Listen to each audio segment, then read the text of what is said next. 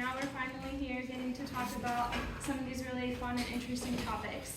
So I'll be getting us started for today. My name is LeNoble, and I'm a Cuplet Fern member. I'm also an assistant professor at the University of Central Florida, actually in the Department of Psychology. So my discipline has just about nothing to do with plants. But as you will see later, we find ways to weave it in. So essentially, my role with Cuplet Fern a few years ago ended up involving applying to the Duke Energy Foundation's Nature Grant, and that allowed us to do a lot of the things that we've been doing related to plant rescues and things along those lines. And so I'm just very excited to be able to share some of that experience with you all. So to get us started, I want you to think about a time that you felt kind of a sense of discovery, a sense of awe or wonder when you learned about something related to either native plants or native plant communities. Kind of think about what that event was or what that experience was and how that made you feel. And so I remember kind of my first version of this, my oh my goodness, wow, in the field moment. And it was actually at our Cuplet Fern plant rescue. And I knew very literally almost nothing about plants. I basically just sort of followed people around, and they would identify stuff, and I would put a flag or I wouldn't. And one of the plants that I had been learning about online, never seen it in person, was the pawpaw. And I was obsessed with the idea of this plant, because how is it, I mean, it can form fruit that people can eat. It's a host plant for the zebra swallowtail butterfly, which is gorgeous. That butterfly doesn't even pollinate the plant. The plant is pollinated by beetles and flies, and I just thought this was the coolest thing in the whole wide world. And so at the plant rescue, I overheard someone mentioning, oh look, a pawpaw. And I was like, no, this is the moment. And so I was able to go and see this absolutely gorgeous netted pawpaw blooming right there, kind of in the middle of the rescue area where we were salvaging plants from a space that was about to be developed. And that was one of my big kind of life-changing, the thing that you learned about it online that you thought was so cool, getting to see it in person. And so this was sort of the start of this long trajectory that I almost never really expected to happen, where I first joined Cuplet Fern in 2021. I knew nothing. Basically, my sister-in-law said, oh, your backyard's a little swampy, why don't you plant some milkweed? And I found a nursery that said, if you're a member of the Florida Native Plant Society, you get 10% off. And thus my Cuplet Fern journey began. Very shortly after, I offered to help in developing kind of an organizational system and kind of data collection system for this plant rescue. And Mark was like, heck yeah, you're going to do that.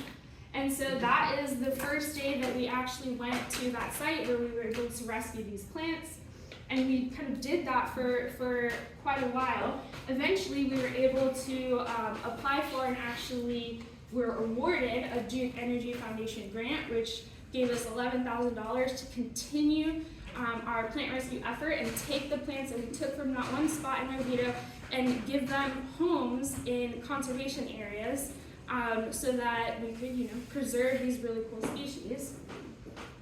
On the very last day, we ended up finding an entirely new species that we hadn't seen this entire time that we've been doing this, and turned out it wasn't even vouchered in Seminole County yet. Wow. And then finally, we were able to do this was our last big effort, taking the plants that had been hardened off at one of the members' homes and actually planting them. And this was a fantastic community effort. We had Duke Energy Foundation folks, we had Boy Scout troops, and we were able to kind of all come together and kind of tie that community piece in.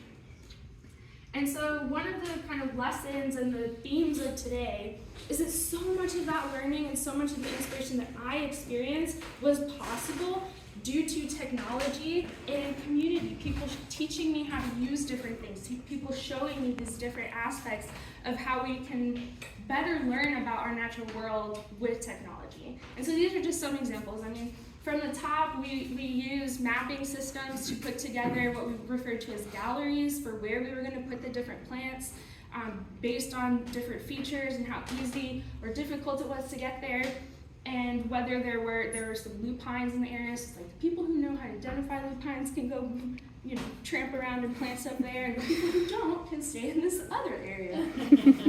And then just my, screenshot of my iNaturalist page. I think it's the coolest thing. I refer to it as like Pokemon, but for real life. And then finally, this is just an example of a Facebook group that I've also learned a ton from, which is the Florida Flora and Ecosystematics page. And in particular, Edwin Bridges was talking about entering different things into ChatGPT to see like how accurate it could be at very specific requests. And so he entered in what plant species are endemic to Lake Wales Ridge.